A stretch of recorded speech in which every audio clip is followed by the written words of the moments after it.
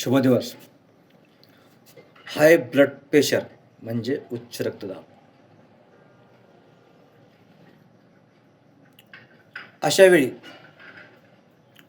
रक्तवाहिन्याच्या भिंतीवर रक्ताचा दाब हा सतत नेहमी जास्त असतो बा. आणि जेव्हा हृदयाकडून शरीराकडे रक्त पोचवणाऱ्या रक्तवाहिन्यावर रक्ताचा दाब प्रचंड येतो, जास्त येतो, तेव्हा त्याला उच्च रक्तदाब म्हणतात. लक्षात राहू द्या.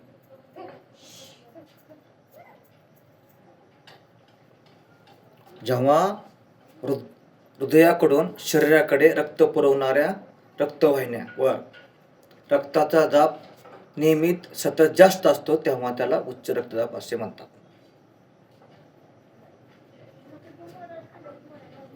आता रक्तदाब याविषयी माहिती घेत असताना याला आपण हायपर टेन्शन देखील म्हणतो. आणि या हाय ब्लड प्रेशरकडे लक्ष दिले पाहिजे, कारण हा आजारचा परिणाम अत्यंत गंभीर असतो आणि वेळेवर जर उपचार केले नाही तर आपल्याला हृदयविकाराचा धोका, हार्ट अटॅक, स्ट्रोक आणि किडनी अर्थात मूत्रपिंडाचे विकार होण्याची शक्यता जास्त प्रमाणात असते. हे लक्षात घेतले पाहिजे. तेव्हा हाय ब्लड प्रेशर म्हणजे काय हे आपण जाणून घेतले. हाय ब्लड प्रेशर म्हणजे उच्च दाब कशाला म्हणतात हे आपण जाणून घेतले. ह्या आजाराचे गंभीर दुष्परिणाम हे आपण जाणून घेतले. तेव्हा याची काळजी घेणे अत्यंत गरजेचे आहे. तेव्हा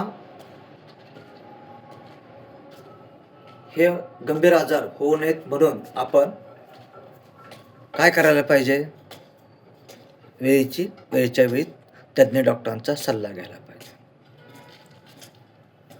आता बीपीचे पातळी याविषयी मी आपल्याला थोडक्यात सांगत आहे. बीपी आपला नॉर्मल 120 वरील आणि खालील 80 असतो बघा. 120-80. मग सिस्टोलिक आणि डायस्टोलिक असे याचे 2 प्रकार असतात. आणि हा ब्लड प्रेशर किंवा बीपी वाढत असताना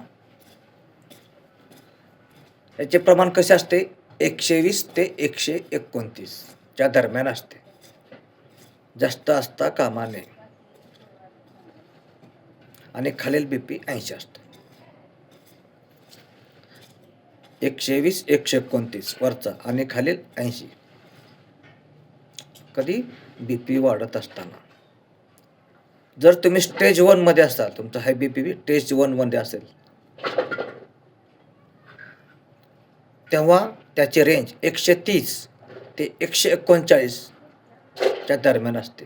त्याच्यापेक्षा जास्त असता कामा नये. ह्या वरचा बीपी. आणि खालील म्हटलं तर 80 ते 90 च्या दरम्यान असावा. लक्षात. आणि स्टेज 2 या बाबतीत सांगायचे झाले तर हाय बीपी आपला 140 च्या जास्त होता कामा नये. 140 च्या वर बीपी जाता कामा नये. आणि खालील बीपी 90 पेक्षा जास्त असता कामा नये. हाय ब्लड प्रेशर अर्थात उच्च रक्तदाब 180 किंवा त्यापेक्षा जास्त असल्यास अत्यंत काळजी घेतली पाहिजे. हाय ब्लड प्रेशर 180 किंवा त्यापेक्षा जास्त असता कामा नये. आणि खालील बीपी बी पी 120 पर्यंतच असावा. थोडक्यात काय, 180 ते 120 हाय ब्लड प्रेशरचे प्रमाण हे आहे.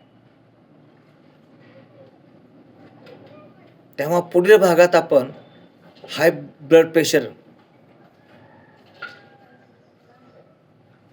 कमी करण्यासाठी कोणती काळजी घ्यायची किंवा कुठले घरगुती उपाय करायचे हे आपण जाणून घेणार आहोत. पण तो व्हिडिओ पाहायला आपण विसरू नका. आता फक्त बीपीची पातळी काय असते हे इथं मी नमूद केलं आहे आणि हे आपणास ठाऊक असणे अत्यंत गरजेचं आहे. बीपीचे नॉर्मल प्रमाण,